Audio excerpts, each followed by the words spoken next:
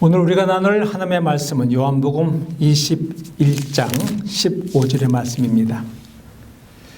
그들이 조밥 먹은 후에 예수께서 시몬 베드로에게 이르시되 요한의 아들 시몬아 네가 이 사람들보다 나를 더 사랑하느냐 하시니 이르되 주님 그러하나이다. 내가 주님을 사랑하는 줄 주님께서 아시나이다. 이르시되 내 어린 양을 먹이라 하시고.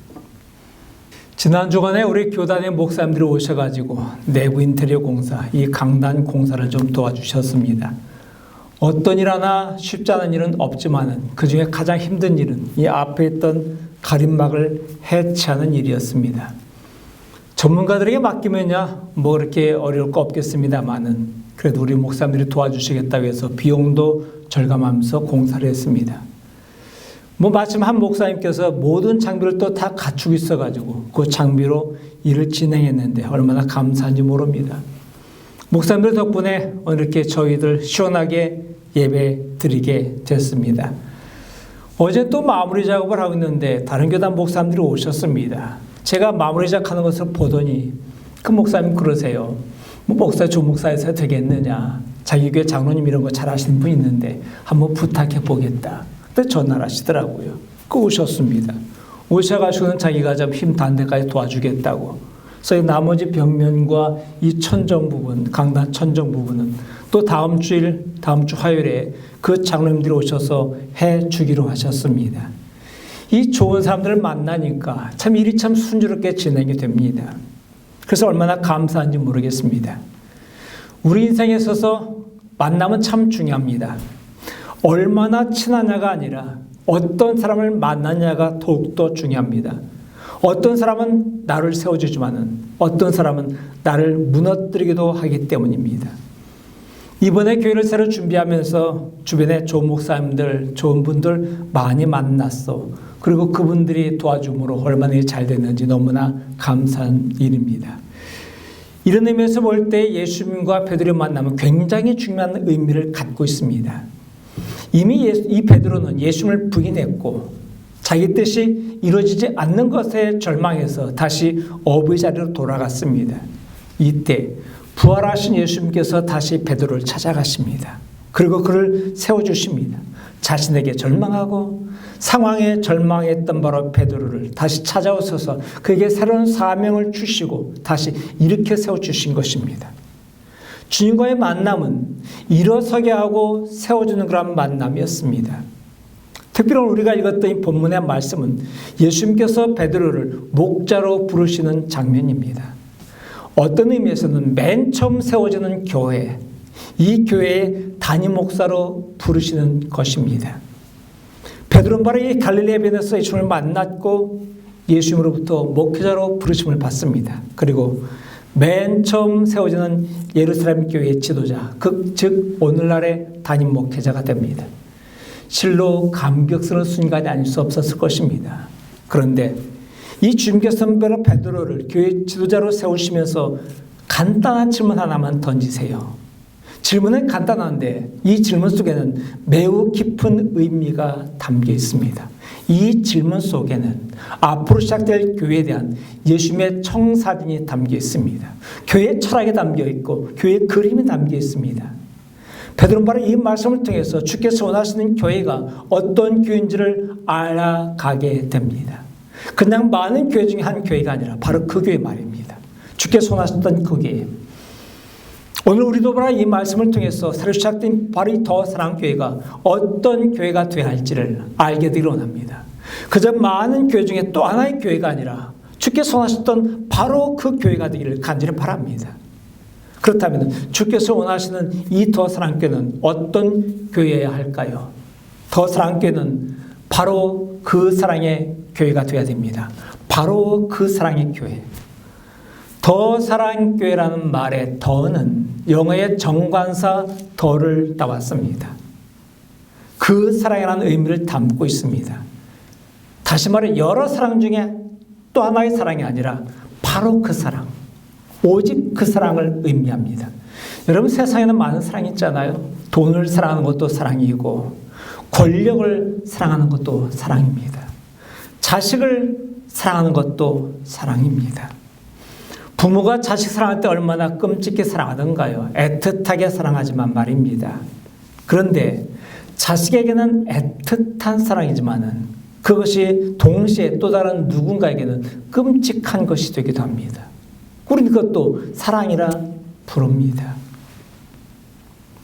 이런 사랑은 이기적인 사랑입니다. 우리가 추구하는 사랑은 그런 이기적 사랑이 아니라 바로 예수님의 바로 그 사랑입니다. 예수님께서 행하셨던 바로 그 사랑. 예수님께서 베드로에게 묻습니다. 네가 날 사랑하느냐? 이걸 한 번만 물으신 게 아니라 3번씩 물으셨어요. 여러분 3번씩 물으신 데는 다 그만한 이유가 있지 않을까요? 그냥 못 알아들었을까 봐 물으신 거 아니지 않습니까? 여러분 베드로가 예수님을 얼마나 사랑했는데요. 이걸 모를 리 없잖아요. 베드로도 압니다. 주님도 압니다. 그런데 왜 예수님께서 이걸 3번씩 반복해서 물으셨을까요? 이렇게 물으신 이유는 베드로야, 네가 지금 알고 있는 그 사랑이 아니라 내가 말하는 이 사랑을 얘기하는 거다. 이 의미입니다. 네가 지금까지 해온 그런 사랑이 아니라 내가 말하는 이 사랑을 말하는 거다. 이 얘기입니다. 여러분 지금까지 베드로가 어떻게 사랑해 왔던가요? 베드로만큼 예수님 사랑하는 사람 드물 겁니다. 베드로는 목숨 걸고 예수님을 사랑했어요. 로마 군병들이 예수님을 잡으러 왔을 때에 그 앞에 딱 가로막아서면서 칼을 뽑아서 대제사장의 종 말고기를 떨어뜨렸습니다. 여러분 군인 앞에서 칼을 뽑는다는 얘기는 군인과 싸우겠다는 얘기입니다. 목숨 걸었다는 얘기예요. 목숨 걸고 예수님 지키는 겁니다. 그만큼 예수님을 사랑하는 것입니다. 어디 그뿐인가요? 예수님께서 잡혀서 대제사장에 들어서 신문받을 때 베드로는 거기까지 따라갔습니다. 예수님과 한패란 걸 알게 되면 죽음을 당할 텐데 고문당할지도 모르는데 그럼에도 불구하고 따라갔다는 것입니다. 이만큼 베드로는 예수님을 사랑한 거예요. 그런데 예수님께서 말씀합니다. 이런 사랑이 어떤 사랑이더냐. 네가 그런 사랑 가지고 자신감을 가지고 나를 따라왔고 나를 사랑한다 말하지만 결국 너는 여종 앞에서 나를 모른다고 쉽게 부인했던 그런 사랑이 아니더냐. 여러분 이런 사랑은 무슨 사랑일까요? 그렇게 목숨 걸고 지켰다고 호언장담하면서도 어린 소녀 앞에서 배신하는, 배반하는 이런 무기력한 사랑은 이기적 사랑이기 때문에 그렇습니다. 자기 중심적인 사랑이기 때문에 그래요. 물론 베드로가 예수님 사랑한 건 맞습니다. 하지만 그보다 더 근원적인 것은 나를 위해서 예수님을 사랑하는 겁니다. 나를 위해서 예수님을 따라가는 겁니다. 예수님 따라가면은 내 목적을 성취할 수 있고 내가 얻는 게 많으니까. 요즘 말로 말하면은 예수 믿으면 병 낫게 되고 예수 믿으면 사업 잘 되게 되고 예수 믿으면 성공하게 되고 예수님을 그저 믿고 따르는 게 아니라 나이가 잘 되기 위해서 내가 출세하기 위해서 예수님을 따라간다는 의미입니다. 이런 의미예요. 그러기 바라 베드로의 사랑은 남을 죽여 내가 사는 사랑입니다. 그래서 바로 대제사장 말고의 길을 떨어뜨리고 그를 죽이려고 하면서까지 내가 살겠다는 거죠. 그는 그런 방법으로 이스라엘 나라가 회복되기를 원했습니다. 당시 로마가 세계를 점점 지배하고 있었습니다. 로마는 힘으로 세계를 정복했습니다. 힘의 논리가 편만했던 시대가 바로 그 시대입니다. 베드로는 이걸 알았어요. 힘을 가져야만이 이스라엘이 독립할 수 있겠구나, 해방될 수 있겠구나. 그래서 그는 로마 제국에 했던 것처럼 힘으로써 하나님의 나라를 세우려 했던 것입니다. 힘으로 밀어붙였던 것이죠. 자기는 힘이 없으니까 예수님께서 가진 능력으로 그 힘으로 어떻게 로마를 좀 무너뜨려 볼까 이런 마음을 가졌던 것입니다. 목적을 위해서는 수단과 방법을 가리지 않는 그런 사랑이었던 거죠. 부모들도 이런 우를 많이 범합니다. 부모 사랑은 자식을 향한 부모 사랑 아주 애틋하잖아요. 그런데 어떤 때는 끔찍해요. 그게 바로 자기 자식만 사랑하기 때문에 그래요. 이기적인 사랑, 자기 중심적인 사랑이기 때문에 그렇습니다. 하지만 예수님의 그 사랑, 더 사랑은 자기 중심적인 사랑이 아니라 하나님 중심적인 사랑입니다. 남을 죽여 내가 사는 사랑이 아니라 내가 죽어 남을 살리는 사랑입니다. 내 유익을 위해서 예수님을 필요로 하는 그런 사랑이 아니라 예수님을 위해 기꺼이 나 자신을 내어놓는 그런 사랑인 것입니다. 우리 지금까지 나를 위해 예수 믿어온 건 아닌가요? 병 낫기 위해, 사업 잘 되기 위해, 출산에 성공하기 위해 믿었던 것은 아닌가요? 그래서 우리는 예수님 이름으로 기도하면서도 여전히 내 중심적인 이기적인 기도만 하고 있는 것은 아닌지요. 이제 우리가 예수님을 다시 만날 때는 나를 위한 사랑이 아니라 예수님을 위한 사랑이 되어야 됩니다. 더 사랑교회는 바로 그 사랑을 가진 교회가 되어야 됩니다. 그런데 사실 교회 안에서 이런 사랑 찾아보기 쉽지 않습니다. 모두가 다 자기 중심적이죠. 나와 친하면 안 될 것도 되지만 친하지 않으면 될 것도 안 되는 이런 사랑입니다. 그래서 친분을 쌓는 게 참 중요하다고 생각합니다. 세상은 그렇게 돌아가요. 세상은 친분 관계로 돌아갑니다. 관계 중심으로 돌아갑니다. 하지만 교회는 성경 중심으로 돌아가야 돼요. 아무리 친하더라도 안 되는 건 안 돼야 되는 것이고 아무리 친하지 않더라도 되는 것은 돼야 됩니다.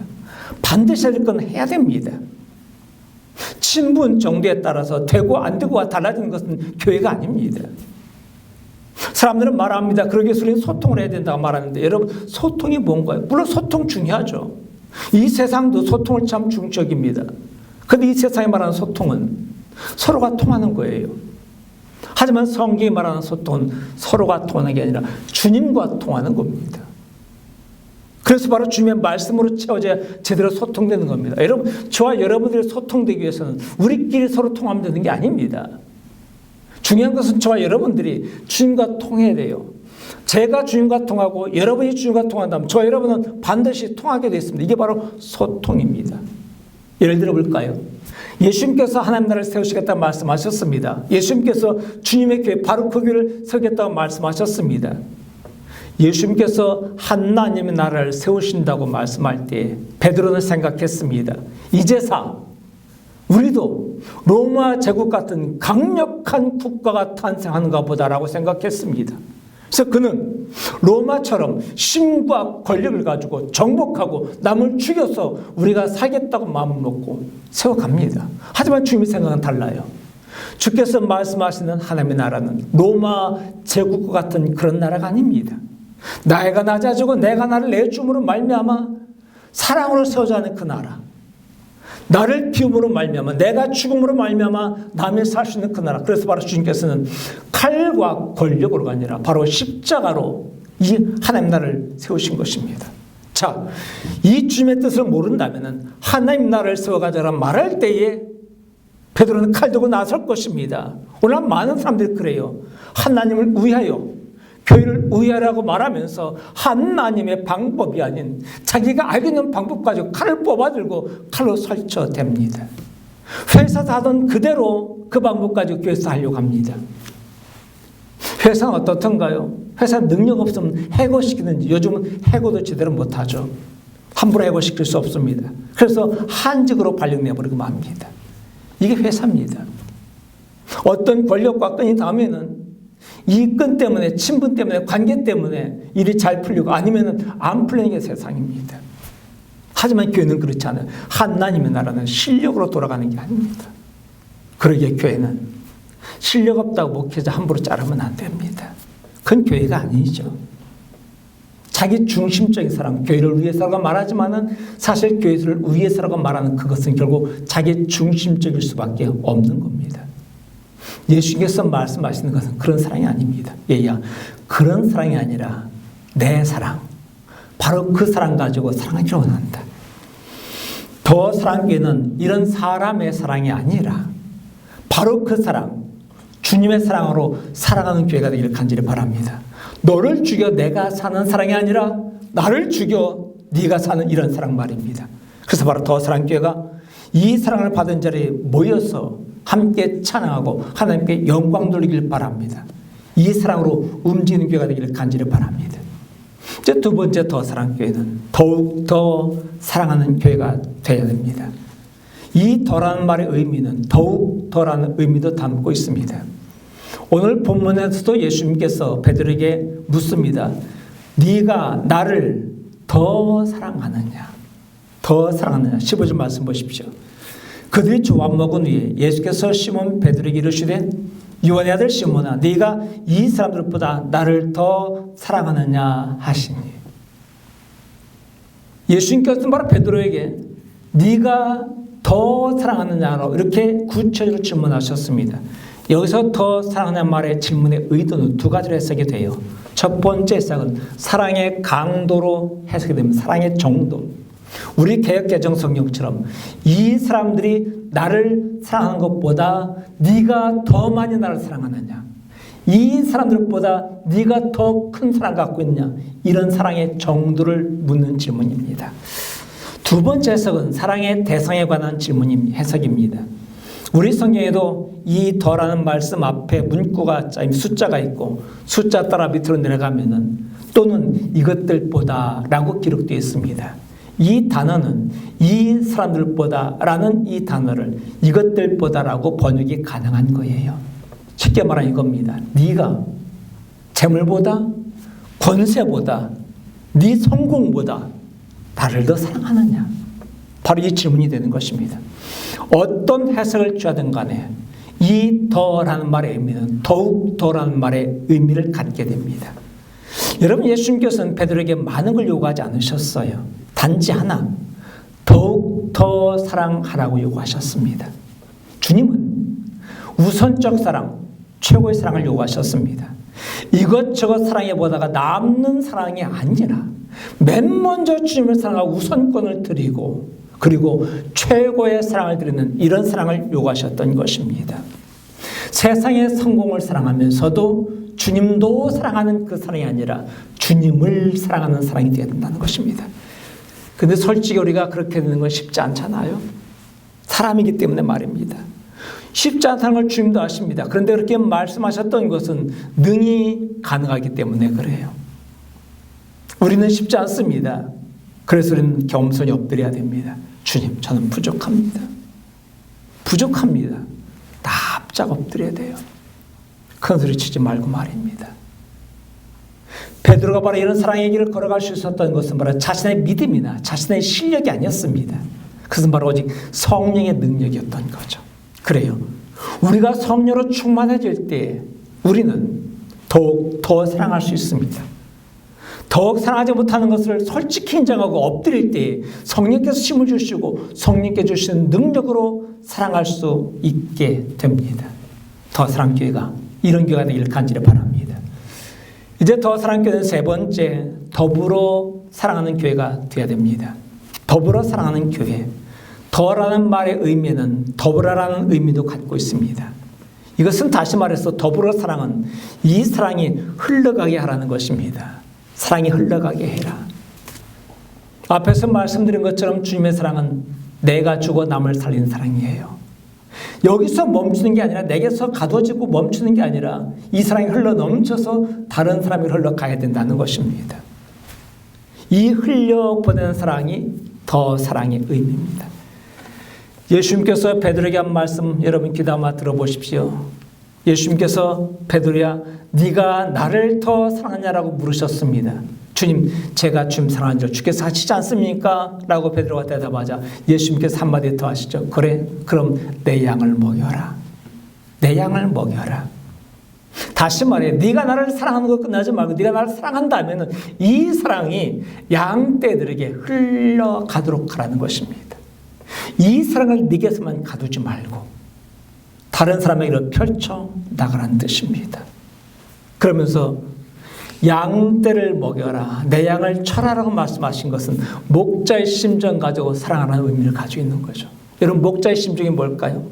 베드로는 훗날에 후배들이 이렇게 말합니다. 베드로전 5장 3절에 맡은 자들에게 주장하는 자세를 하지 말고 양무리의 본이 되라. 맡은 자들에게 주장하는 자세가 아니라 양무리의 본이 되라. 여기서 주장하는 자세란 말은 통제하려 하지 말라는 뜻입니다. 영어 성경에는요, don't be boss라고 기록되어 있습니다. 직역을 하면 두목 노릇하지 마라, 보스 노릇하지 마라 이런 뜻이에요.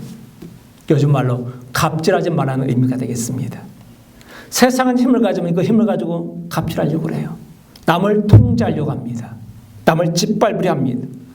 그래야만이 내가 이기는 거, 내가 사는 것이라 생각하기 때문에 그래요. 이것이 당시 로마의 정신입니다. 로마는 남을 짓밟아야만 내가 사는 것이 로마의 정신입니다. 하지만 하나님의 나라는 그런 것이 아니에요. 베드로도 이런 로마의 정신과 이런 철학의 배경 가운데 살아왔기 때문에 칼을 뽑아서 그 칼로 하나님 나라를 건설하려 했습니다마는 예수님이 이 말씀 듣고 훗날 그는 칼을 버리고 목자의 지팡이를 들고 겸손하게 낮아지면서 주장하는 자세가 아니라 양물의 본이 돼서 목자의 심정 가지고 사랑하며 그 하나님 나라를 세워갑니다. 여러분, 예수님은 이 하나님 나라를 십자가로 세우셨어요. 그분이 힘이 없어 힘을 안 쓰신 게 아닙니다. 불치병을 고쳤고 죽은 자를 살렸습니다. 또한 바람과 파도도 잠잠케 하셨습니다. 그런 능력이 있었던 분이십니다. 그럼에도 불구하고 그 힘을 쓰지 않고 도리어 한없이 작아지시고 한없이 낮아지셨습니다. 이후 베드로도 이 사실을 깨닫고 확 달라져요. 그래서 그는 목양할 때에 하는 자세가 아니라 낮아지고 섬기는 자세로 아래서 떠받치는 자로서 사역을 하게 됩니다. 위에서 명령하고 군림하는 것이 아니라 아래로 내려가 떠받치는 사역을 하게 된 것이죠. 여러분, 주께서 원하셨던 게 바로 이런 교회입니다. 주님이 원하시는 것은 힘을 가졌다고 힘을 쓰고 앞지 않는 게 아니라 그 힘으로 약한 자를 떠받쳐 주는 거예요. 여러분, 저와 여러분이 가진 힘이 있다면 이 힘은 남들을 통제하는 데 쓰지 마시 바랍니다. 내가 너한테 이만큼 베풀어줬으니까 너 내 말 들으라, 이런 의미가 아니라는 것입니다. 우리가 가진 힘을 가지고 약한 자들을 떠받쳐주고 세워주고 이렇게 세워줘야 된다는 것입니다. 우리가 은혜를 베풀 때에도 조심해야 돼요. 누군가에게 사랑을 베풀 때도 조심해야 됩니다. 사랑을 받는 것보다 주는 게 더 힘들어요. 왜냐면요, 사랑을 줄 때 받는 사람이 상처받지 않게, 받는 사람이 자존심 상하지 않게 배려해야 되기 때문에 그렇습니다. 자, 이리 와봐, 내가 이거 줄게. 함부로 대하는 게 아니라 그 영혼이 상처받지 않도록, 작은 마음이 상처받지 않도록, 여린 마음이 상처받지 않도록 이렇게 저렇게 배려하면서 세워나가야 된다는 것입니다. 은혜를 베풀면서 거들먹거리지 말라는 것입니다. 두목 노릇하지 말라는 것입니다. 우리 교회는 이제 이런 사랑이 흘러가는 교회가 되기를 원합니다. 와서 자기가 힘이 있기 때문에 주인 노릇하고 두목 노릇하는 것이 아니라 힘이 있기 때문에 더욱 낮아져서 종이 돼서 힘 없는 사람들 떠받쳐 세워주는 이런 교회가 되기를 바랍니다. 이런 교회가 반드시 돼야 됩니다. 이게 바로 그 교회이기 때문에 그래요. 우리 교회는 사랑을 흘려보내는 교회가 될 것입니다. 흘려보낼지라도 묵묵히 소리 없이 흘려보낼 것입니다. 흘려보내고 나서는 마땅히 할 것을 했다고 말할 뿐더러 더욱더 겸손하게 낮아져야 될 것입니다. 하지만 우리도 사람이기 때문에 때로는 시간이 흘러가면서 나도 두목 노릇하고 싶은 마음이 없지 않을 때가 있을 것입니다. 그때는 오늘 이 말씀을 다시 한번 되새기면서 낮아지고 엎드리시기 바랍니다. 사랑은 베푸는 거지 뽐내는 게 아니기 때문에 그렇습니다. 우리 교회가 이런 교회가 된다면 누군가 상처받은 영혼이 여기서 나음을 입게 될 것입니다. 어떤 절망 가운데 빠졌던 사람이 다시 일어나게 되는 놀라운 축복을 받게 될 것입니다.